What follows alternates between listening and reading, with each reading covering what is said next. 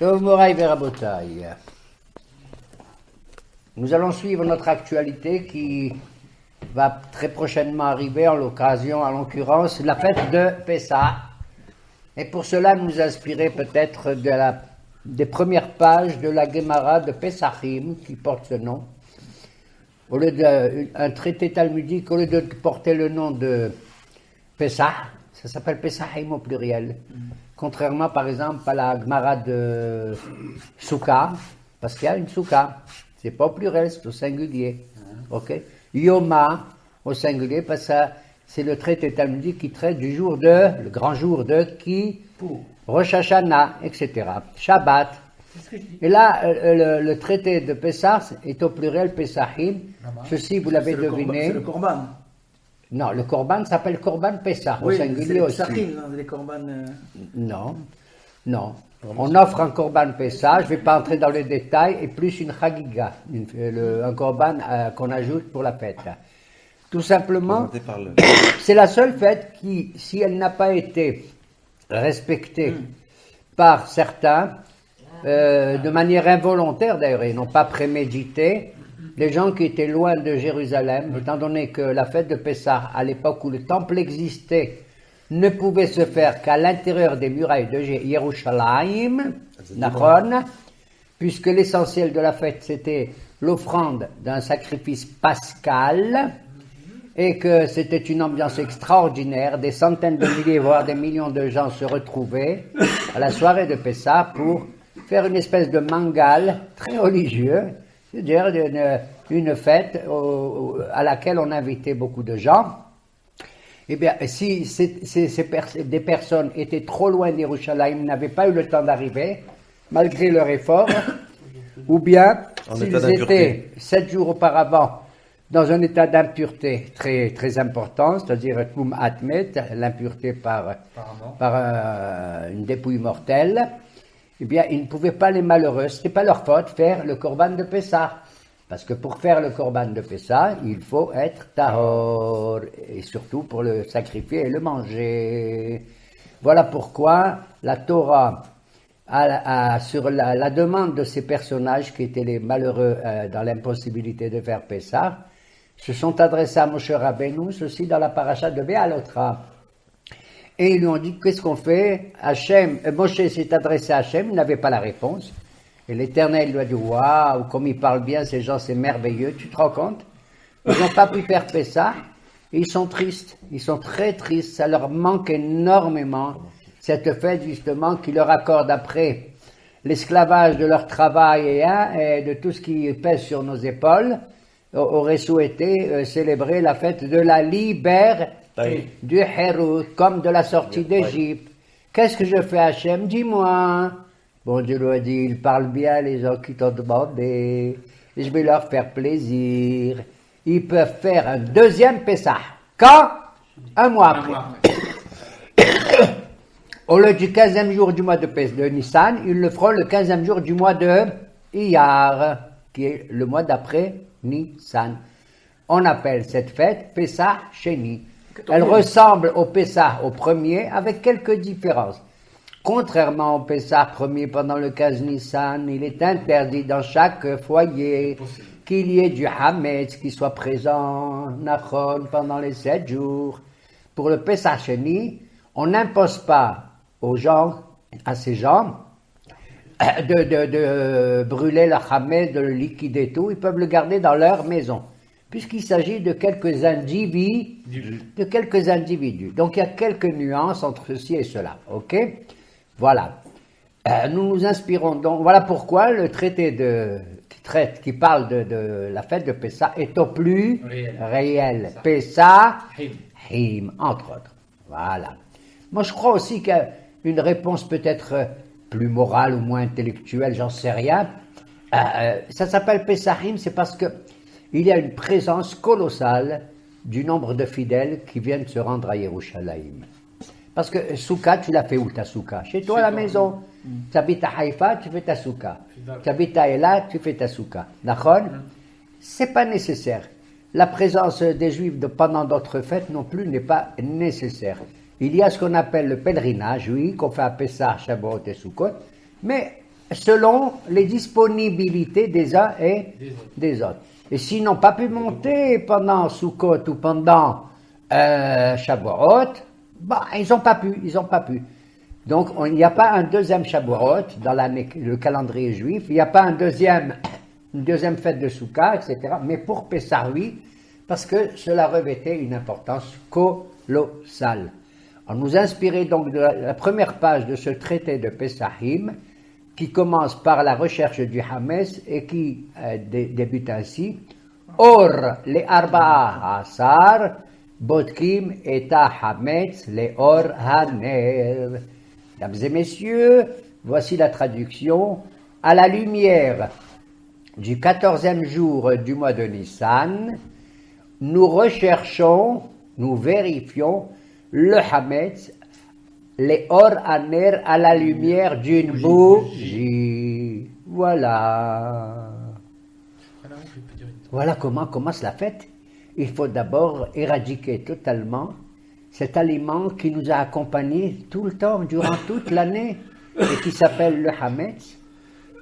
Et naturellement, le traité va continuer. Il va y avoir une controverse entre deux maîtres, deux Amoraïm. Un dit, que ça veut dire Or, les Arba Asar?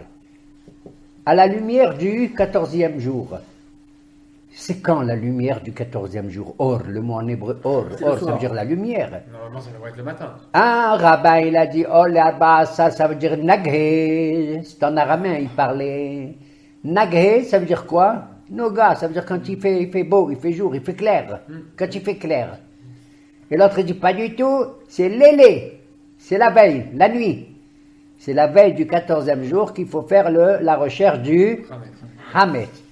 Et l'un comme l'autre, ils apportent des versets pour soutenir leur thèse, pour finalement arriver dans l'amiable à se rendre compte qu'ils disaient exactement la même chose. Tout simplement que l'un utilisait un mot et l'autre un autre mot qui désignait le même temps. Pour l'un, la nuit qui précède le 14e jour de Pessah, où on doit faire la recherche du Hametz, il l'appelle comment? La lumière. Je trouve ça magnifique. Et l'autre, il dit, non, ça s'appelle l'élé, la nuit. Alors vous avez compris? Celui qui dit à la lumière du 14e jour de Pessah, il lui dit, Baba Lazez, écoute-moi bien, j'ai oublié de dire que ce chiour est dédié pour la santé, Be'ezrat Hashem, de Jean-Paul Fredj Ben Gemara, Kadosh Baruch Hu, Shlahlo Refuah Shelema. Amen. Puisque j'ai parlé de la lumière. Et donc, il lui a dit, toi, la nuit, tu l'appelles la nuit. C'est vrai, toutes les nuits, c'est des nuits. Mais la nuit qui précède Pessah, où on va rechercher le Hametz, eh bien, moi, je l'appelle la lumière. Comme si on disait en français la veille. Le mot veille, ça veut dire on est éveillé. Hein, comme si c'était clair. Toi, tu l'appelles la nuit. Il m'a dit, waouh, on est tous contents qu'une nuit qui s'appelle le jour, pour ainsi dire. Or, comme il est dit, or, le premier jour de la création du monde, l'Éternel, Vayomer Elohim yehi or. Et l'Éternel a dit que la lumière soit. Et c'est extraordinaire. À la lumière, sans jeu de mots, de ce qui vient de se dire, nos maîtres continuent dans la Gemara en disant, de là, j'apprends que quand on parle, il faut avoir les mots les plus recherchés, les plus distingués, les moins offensifs. Il faut avoir ce qu'on dit en hébreu, lachon nekiya. Nekiya. Un langage propre et aimable. Un langage propre et aimable.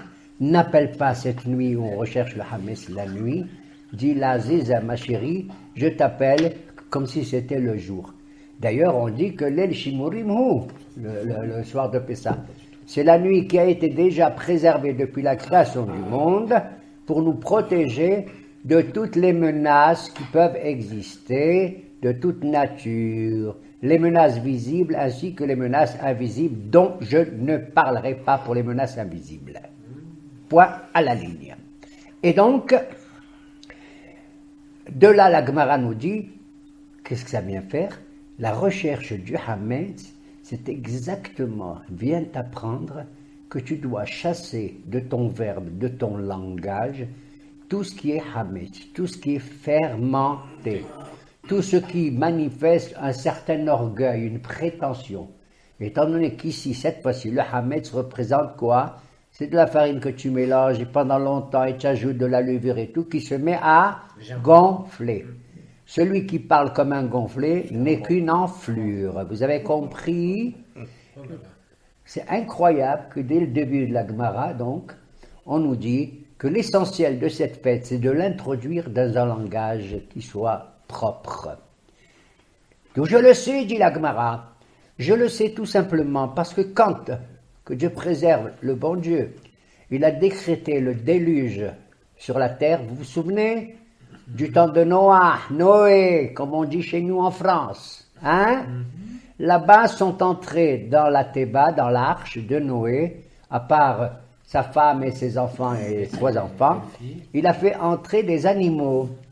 Et le texte là-bas nous dit, oui, Noé, tu vas faire entrer les animaux purs, 7 couples, et tu vas faire entrer aussi des animaux qui ne sont pas purs. Et la Gemara là-bas dit que ça veut dire qu'ils ne sont pas purs. Tu n'as qu'à dire des animaux purs et des animaux impurs. Non, monsieur. Parle bien. La première fois, pour sauver des gens et même des animaux, on te dit que même les animaux qui sont impurs, ne les appelle pas comme ça, c'est honteux.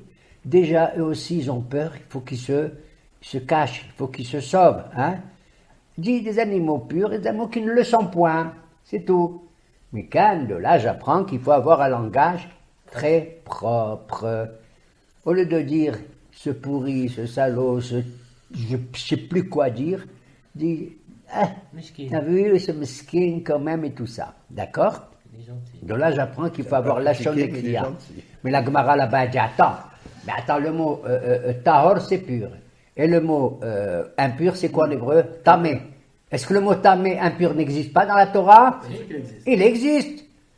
Oui, bien sûr, il existe. C'est parce que là-bas, plus tard, on veut, au niveau halachique, au niveau de la législation, nous définir qu'est-ce que c'est que le mot tahor, qu'est-ce que c'est que le mot tamé. En général, le mot tamé, d'après certains de nos maîtres, c'est quelqu'un qui est complètement bouché.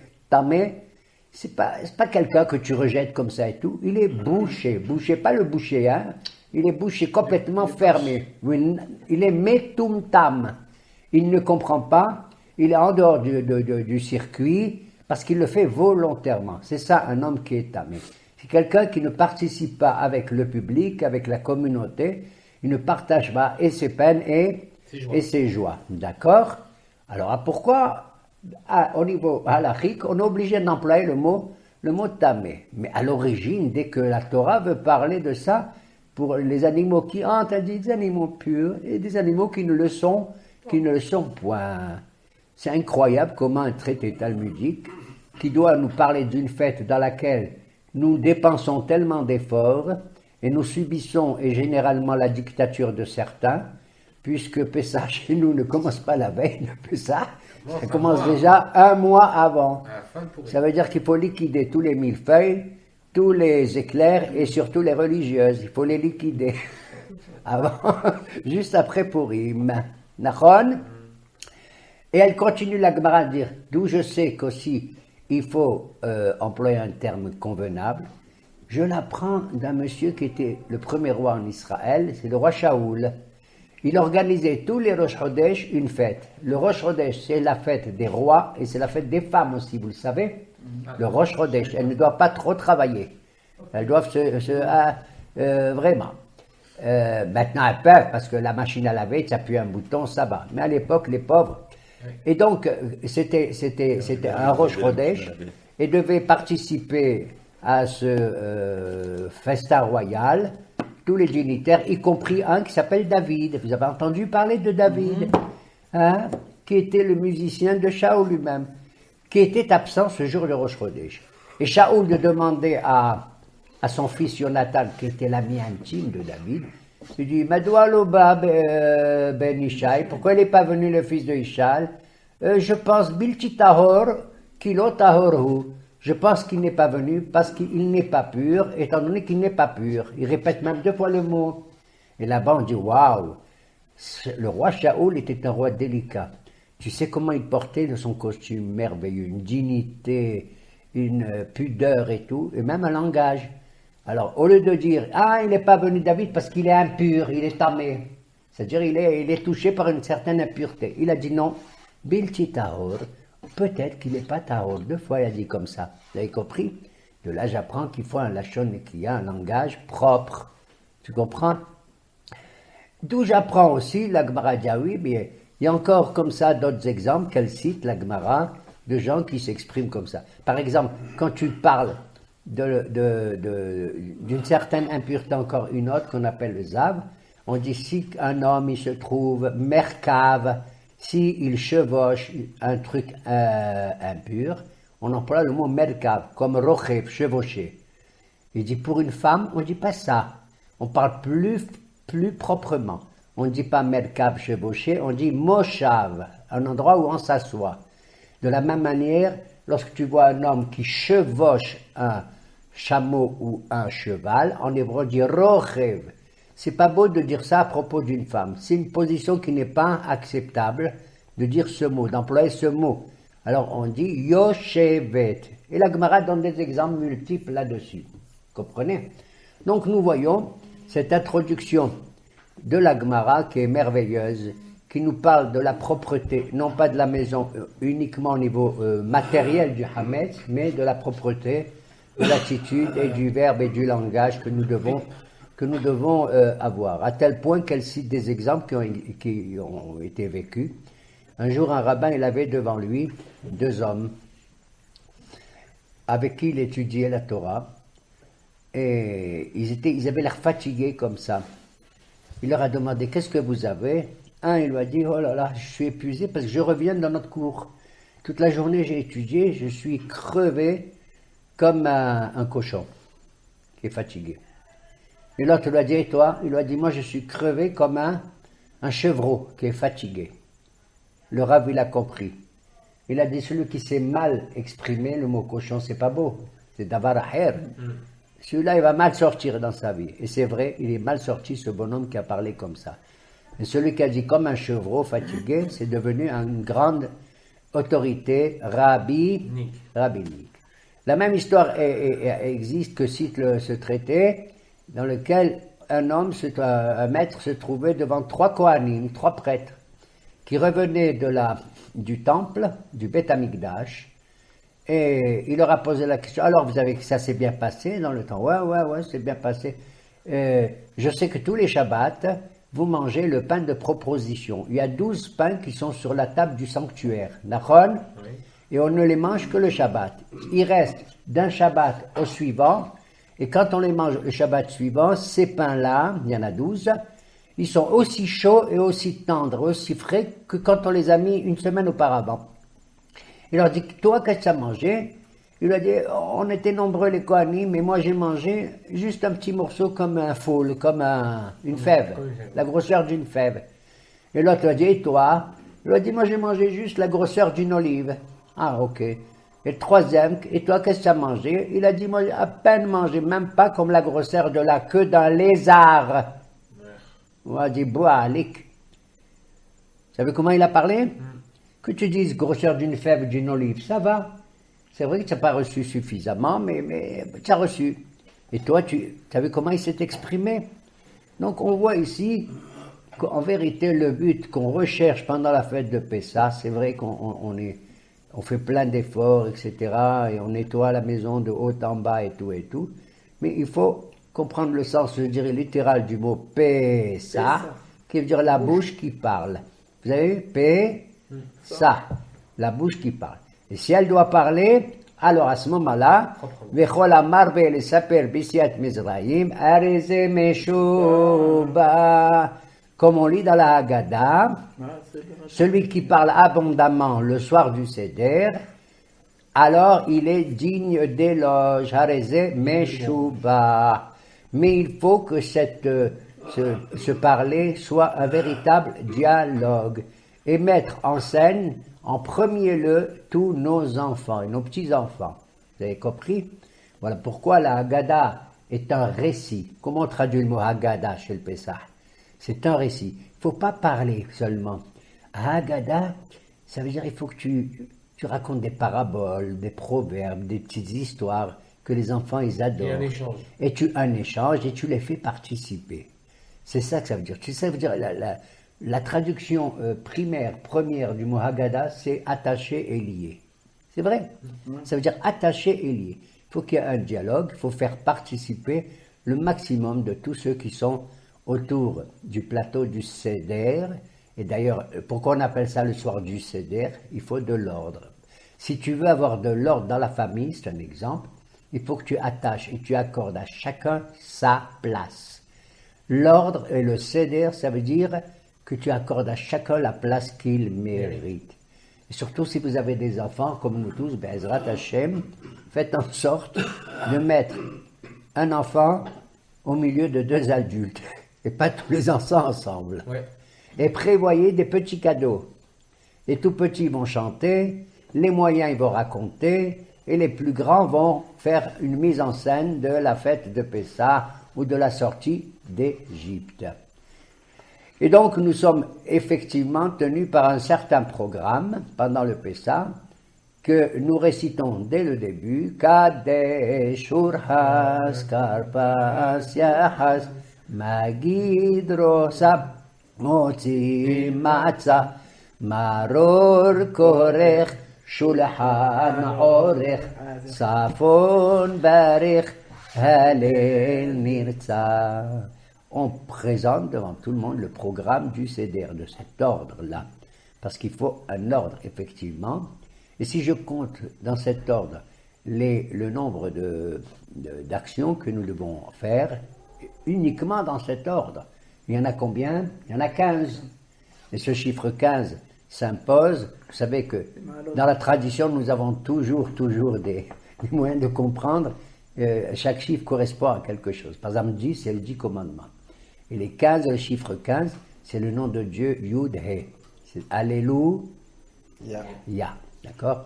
Mais c'est aussi, depuis David Hamelech, effectivement, qu'on a institué du passage d'un degré du temple à un autre degré, 15 marches, 15 escaliers. 15 marches d'un escalier sur lequel se trouvaient les Lévim qui chantaient avec leurs instruments de musique. Parce que quand on faisait le Korban de Pessah, le 14e jour du mois de Nissan, après avoir offert le sacrifice de l'après-midi vers midi et demi, immédiatement il fallait attaquer les Korban Pessah. Il y avait des centaines et des milliers de gens. On faisait entrer une première vague, on fermait les portes, et pendant qu'on procédait à ces offrandes, les Lévim chantaient. Qu'est-ce qu'ils chantaient surtout? Le Hallel. Le Hallel. D'ailleurs, c'est étonnant, c'est que le Hallel, qui est composé d'un certain nombre de textes des psaumes, des Teilim, en général, il se chante ou dans la synagogue pendant la prière, pendant les fêtes uniquement. Nachon, à Shavuot, à Sukkot, etc. Mais jamais la nuit. Ta ta ta ta. Ah oui. Vous avez remarqué qu'on récite le Hallel le soir de Pessah? Oui. C'est que donc, ça rejoint ce que j'ai dit tout à l'heure. C'est la lumière. C'est la lumière, exactement. C'est la lumière. Et aussi parce que le Hallel, lui, chacun des psaumes du Hallel contient des événements importants. Le premier d'entre eux, c'est la sortie d'Égypte, bien entendu. Betzet Israël mi Mitzrayim, Bet Yaakov me'am lo'ez. Il y a ça, il y a la venue du Mashiach, il y a la Kriyat Yamsouf, Hayam Ra'a Bayanos, la mer elle a vu, elle s'est sauvée, Ayarden il sauve les Ahor. Et le Jourdain lui aussi, il retourne en arrière. Qu'est-ce qu'il vient faire le Jourdain ici? Et nous mettent dans un midrash, ils nous disent que quand on a traversé la mer, d'ailleurs c'est dans le Hallel Agadol qu'on le dit aussi, hein, les Gozer Yamsouf, l'Igzarim, Kile Olam, Hado. L'Éternel a coupé la mer en 12 sentiers, 12 routes. Pourquoi en 12? Pourquoi pas en une et puis on traverse tout? Non. Il a voulu justement respecter les sentiments et les trucs et les caractères des 12 tribus d'Israël. La mer Rouge a été divisée en 12 sentiers, l'Igzarim. Or, il s'est passé la chose suivante. À ce moment-là, qu'on le veuille ou non, bon, il y a aussi des défaillances de notre part, puisque quand on a traversé de l'autre côté, on a été sauvés des 600 chariots égyptiens avec leurs capitaines et tous leurs officiers, leurs soldats, sont été, pour ainsi dire, engouffrés dans la mer, mais nous on a cru qu'ils n'étaient pas là et qu'ils allaient nous retrouver de l'autre côté. On a eu un défaut de croyance et de foi à Hachem. On leur a dit, mon Dieu, où sont les Égyptiens? Peut-être qu'ils sont de l'autre côté, ils vont nous attaquer. Je vous ai dit que non, ils vont nous... Alors Akadosh Baruch Hu a dit à la mer, au prince de la mer Rouge, écoute, rejette les dépouilles de tous les Égyptiens qui ont sombré dans la mer, comme on le dit dans la Shira. Hein? Ils ont sombré comme du plomb dans les profondeurs de l'eau. Rejette tout ça. Et ils ont rejeté toutes les dépouilles de qui? Des Égyptiens. Vayar et le peur, Vayar Israël et Misraïm met al Sefatayam. Israël a vu les Égyptiens morts sur la côte, sur le bord de la plage. Ok? Sur le bord de la plage. Maintenant, Kadosh Baruch Hu, il a eu un problème. Il a réglé le problème des Juifs qui avaient peur, et celui des Égyptiens, comme on le voit. Mais il a eu un problème avec qui? Avec le prince de la mer. Et le prince de la mer, qui s'appelle Rahab d'ailleurs, il a dit, mon Dieu, quoi, tu m'as donné à manger. Et tous les poissons dans la mer, ils ne sont pas contents. Parce qu'ils n'ont plus de quoi manger. Ils avaient de la nourriture, et maintenant elle disparaît. Tu as promis quelque chose et tu l'enlèves. Si tu mets un repas à quelqu'un qui a faim, et tu lui enlèves le repas, il vaut mieux ne pas lui donner du tout. Tu l'as tenté. Alors le prince de la mer, il a dit, c'est pas normal. Il lui a dit, tu as raison, mais pour l'instant, je suis obligé de faire ça, mais tu seras récompensé une autre fois. Ah bon? Beaucoup plus tard, à l'époque d'une grande femme qui s'appelait une prophétesse, Madame Déborah. À l'époque de Madame Déborah, du temps de la période des juges, il y a eu une guerre entre Israël et Sisra, le roi Yabin. Vous vous rappelez de ça? Il y a eu une guerre, et là-bas, le bon Dieu, il a dit au prince de la mer, ne t'inquiète pas, tu as perdu une partie, 100% de ce qu'il y avait, tu auras 150%, une fois et demie de plus, pour te consoler. Eh bien, les Égyptiens, ils étaient combien? 600 chars, et Sisra était venu, waouh, avec une armée encore super puissante, constituée de 900 chars, lesquels sont venus nous attaquer pour rien du tout. Et ça, je dois le souligner. Il n'y avait aucune raison de conflit et tout ça. Et il s'est passé une chose, c'est qu'ils avaient des épées, ils avaient des lances, ils avaient des javelots, ils avaient du fer et tout. Il y a eu une chaleur telle que les roues et tout ce qui était en fer était surchauffé. Ils avaient peur. Qu'est-ce qu'ils ont fait? Ceux qui conduisaient ces chars, ils ont décidé de se jeter dans le fleuve. C'est le Nahal Kishon, le fleuve qui s'appelle Kishon. Le fleuve qui s'appelle Kishon, ils sont descendus comme ça, et avec la puissance des choses, ils ont sombré là-bas. Et le bon Dieu, comme dit le texte de Déborah, Nahal Kishon Gerafam, Nahal Kedomim, le fleuve de Kishon, il les a renvoyés, rejetés, avec le flot qu'il avait, il les a rejetés où? Dans une mer. Laquelle? La mer Rouge. Ainsi, il a compensé la perte qu'elle a eue à l'époque de la sortie d'Égypte. Et donc, lorsqu'on offrait le Korban Pessah, il y a 15 points du Seder, n'est-ce pas, qui correspondent pourquoi aux 15 marches. De quoi il s'agit? Il s'agit qu'à l'époque du roi David, il y avait un problème de climat, et les eaux, il a voulu creuser, je crois, c'est ça? Le roi David a voulu creuser pour inspecter les profondeurs de souterrains qu'il y avait dans le pays, et brusquement les eaux souterraines montaient, et elles allaient complètement inonder le pays. Il a eu peur, et il a prié à Kadosh Baruch Hu, et en le priant, il a vu qu'effectivement, les eaux, il a jeté le nom divin dans l'eau. à la demande d'Ahitophel, son conseiller. Il a jeté sur un claf, un parchemin, le nom de Dieu, et les eaux qui risquaient d'inonder le pays sont retournées, et ils sont retournés à 15, je donnerai un exemple, hein, sans plus, parce que le traité il parle en hébreu, et les eaux sont redescendues à 15 étages en bas, inférieurs, d'accord? Et à l'occasion de cela, pour marquer ce miracle, nos Hachamim, ils ont institué 15 marches dans le temple où se tenaient les Lévites pendant la lecture du Hallel le jour de Pessah. Et s'ils ont fait ça, parce que le roi David est merveilleux, il avait fait 15 fois Shir HaMa'alot, 15 psaumes qui commencent par Shir HaMa'alot, le chant des degrés, le chant des marches, d'accord? Dans le livre des psaumes. Et donc, il y a, pour ça qu'il y a dans la Haggadah 15 marches, de 15 degrés du programme. Exactement, aussi.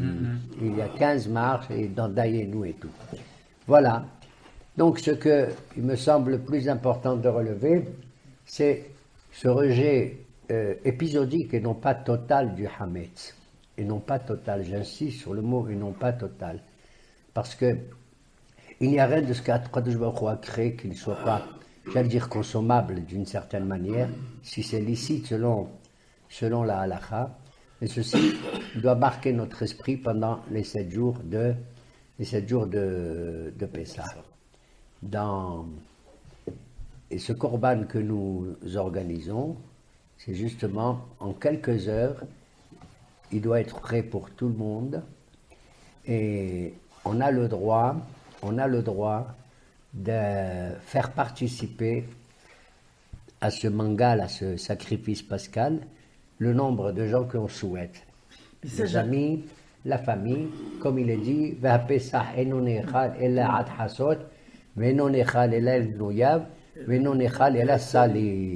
c'est-à-dire, on doit manger ce korban tous ensemble jusqu'à la minuit, pas plus, parce que ça correspondait à quoi? Exactement au moment même où il y avait les Makat Bechorot, la mort des premiers-nés. À l'intérieur des maisons, il fallait aussi marquer, à l'époque en Égypte, pas de nos jours, mais à l'époque en Égypte, marquer les 2 poteaux de notre maison et le mashkof, comment on appelle, la plaque d'en haut, avec le sang de ce korban, et ne pas sortir pour laisser Hachem Passah.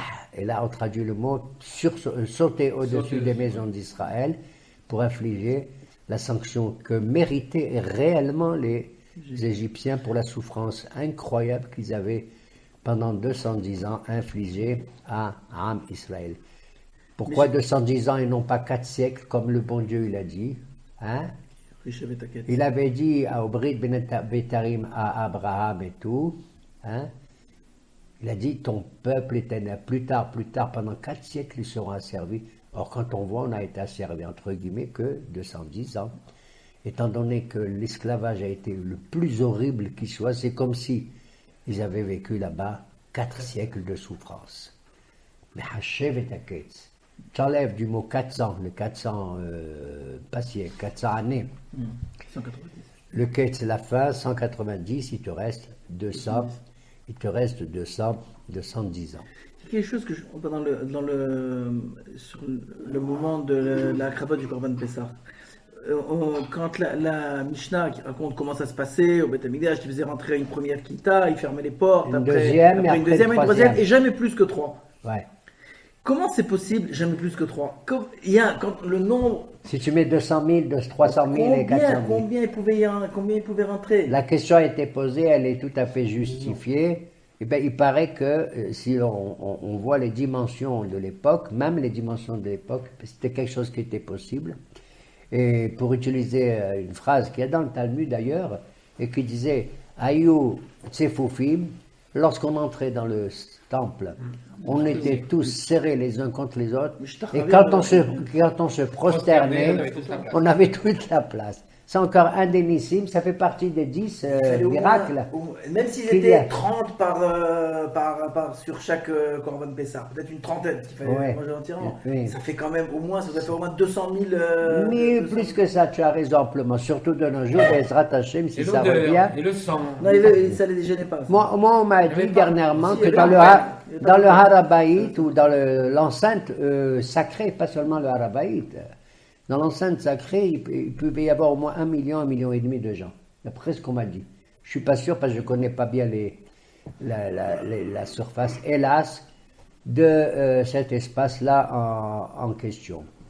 Et ce Corban, si vous voulez, il avait, disons, un qualificatif étrange, à savoir que quand il y a un sacrifice public pour tout le peuple populaire, hein, tous les jours on faisait un le matin, un l'après-midi. Les Shabbatot aussi, il y avait les Moussafim. L'origine de ces sacrifices était financée uniquement au nom du public tout entier, collectif. C'est la collectivité qui offrait, grâce à quoi, au demi-cycle, Hati Shekel qu'on donnait, Mahatit Shekel. Maintenant, si quelqu'un, à titre personnel, il avait, pour une raison personnelle, de se rendre au Beth Amikdash pour offrir un Korban Toda, pour dire merci mon Dieu, j'ai gagné à la loterie nationale, ou bien ma femme elle a bien accouché, ou bien une joie quelconque, ce qu'on appelle le Korban Toda, d'accord?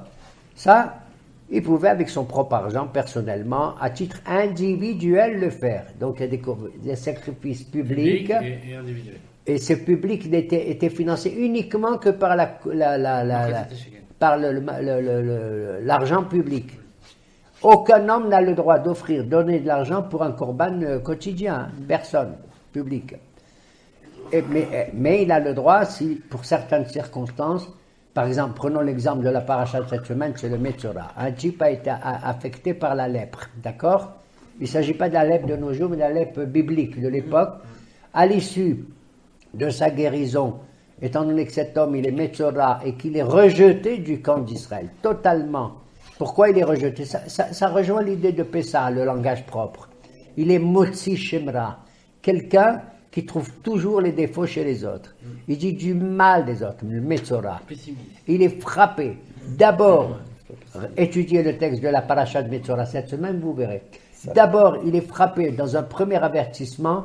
Il y a des couleurs étranges dans les murs de sa maison, verdâtre ou rougeâtre. Premier exemple, fais attention. Alors à ce moment-là, il va voir un Cohen, un prêtre, et il lui dit, il me semble qu'Anega, comme s'il y a une plaie dans ma maison. Il ne faut pas qu'il dise j'ai une plaie. Non. Comme qu'il n'a pas le droit d'ouvrir sa bouche. Et c'est uniquement, qu'est-ce qu'il lui dit le Cohen? Il lui dit, écoute Baba Lazis, j'ai de la peine pour toi, je ne veux pas me prononcer encore. Tu vas tout sortir. Parce que la décision dépend de la bouche du Cohen, ce qu'il va dire. S'il est tahor, la maison, ou elle tamé. Il lui a dit, tu vas d'abord vider toute ta maison. Pourquoi? Parce que si je décide, et c'est vrai que ta maison elle est tamée, elle est impure, tout ce qu'il y a dedans est tamé.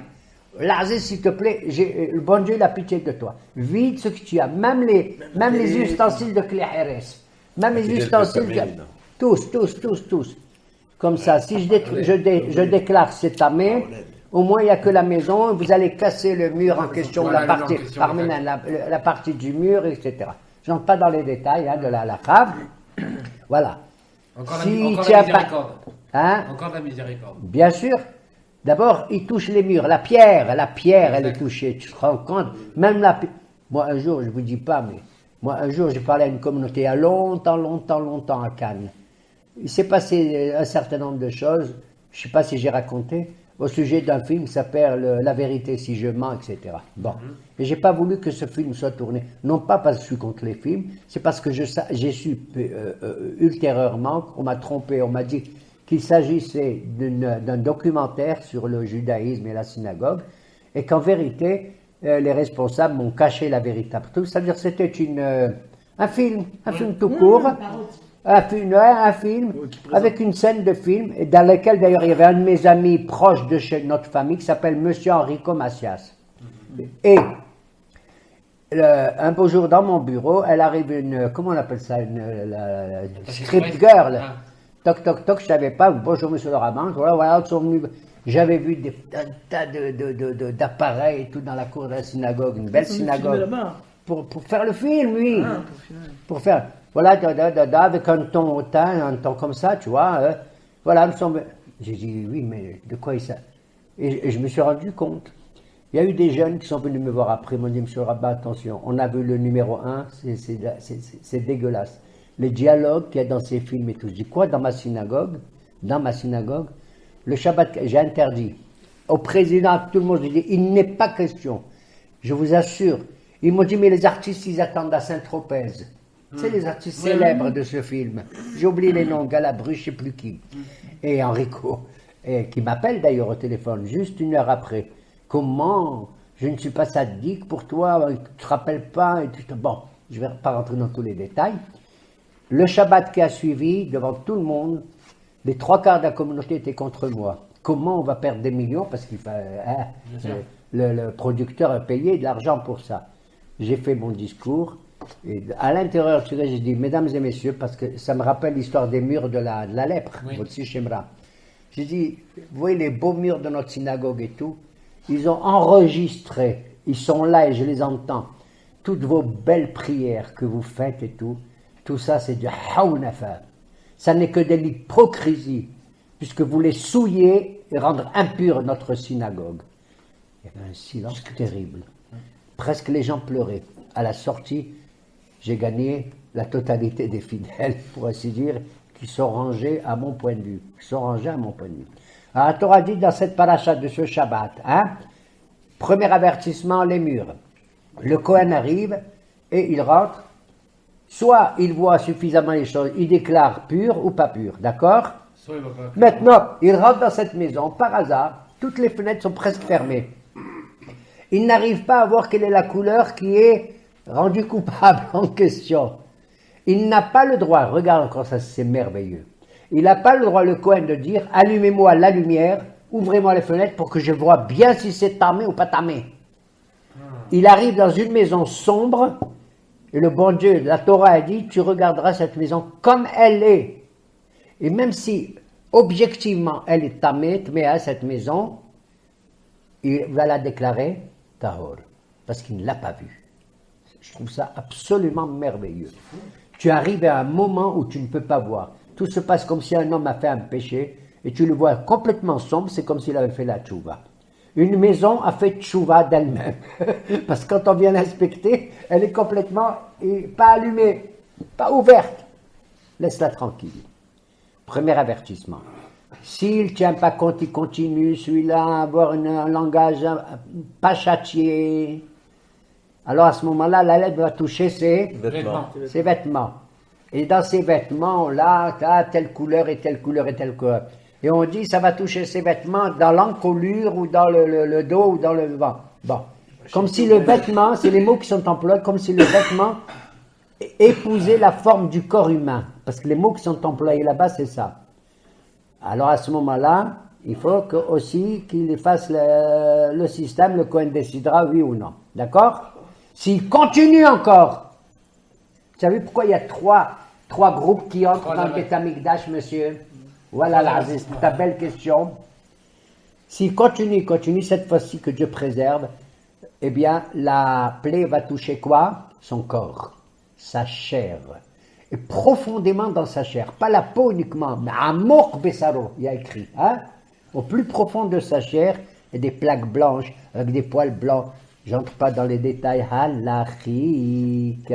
À ce moment-là, effectivement, c'est le dernier avertissement, il est exclu totalement, non seulement du Beth Amikdash, qui s'appelle la Shrina, mais également de Mahane Lévia, du camp de Lévi, c'est le Harabaï, et du camp d'Israël, c'est-à-dire de l'ensemble de la ville de Jérusalem. Badadi, il sera seul, tout seul. Pourquoi? Parce que là, il sera seul, en dehors du camp, pas seulement parce qu'il a fait du mal de la personne à qui il a parlé, ou du public, ou n'importe qui, ou de celui qui l'entend et qui participe à ce genre de conversation. Vous savez à qui il a fait le plus mal, cet homme? À lui-même. Hazak ou Baruch. Cet homme qui a fait du Lashon Hara, il est littéralement complètement, il s'est planté un couteau dans la poitrine, dans le cœur. Il a fait du mal à lui-même. Pourquoi?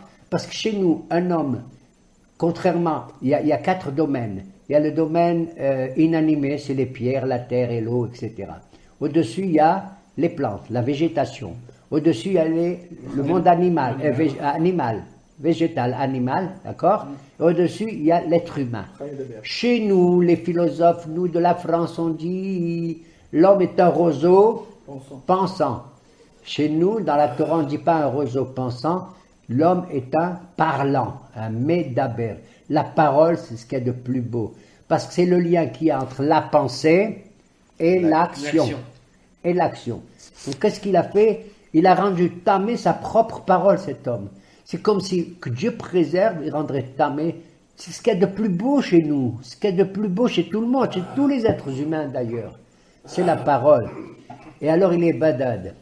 Et alors, justement, la seule moyen de le guérir, c'est qu'il se parle à lui-même, cette fois-ci. Le seul médecin qu'il a, c'est d'être avec lui-même et de comprendre l'état dans lequel, mamash, il se trouve. Voilà le lien qu'on peut dire qu'il y a entre notre paracha, dont on peut dire beaucoup de choses concernant la tsaraat, n'est-ce pas? Ça.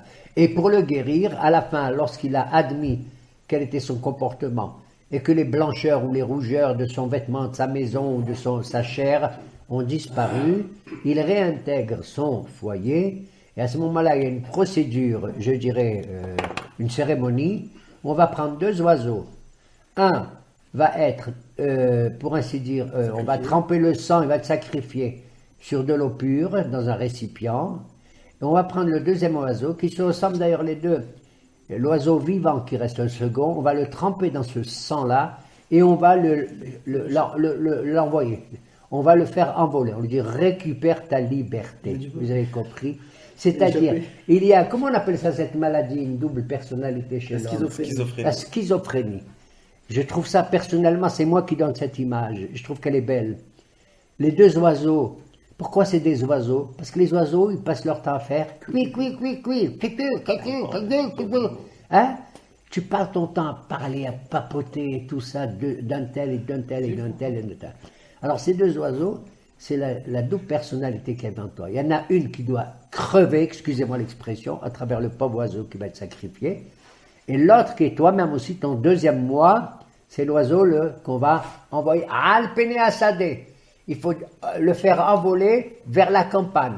La Gemara là-bas, elle dit, dans Psachim toujours, non, dans Metzora, elle dit, il ne faut pas chasser, envoler le deuxième oiseau, ni vers la ville, ni vers la mer, ni vers le désert. D'accord? Il faut l'envoyer vers la campagne. Lui redonner une chance pour qu'il retrouve sa nourriture qui convient et réfléchir encore, si tu es dans la campagne, un beau jour tu reviendras vers la ville. Mais pas vers la mer pour pas qu'il meure tout seul, ni vers le désert pour pas qu'il crève de soif et de faim. Ainsi est conclue l'affaire du Messora.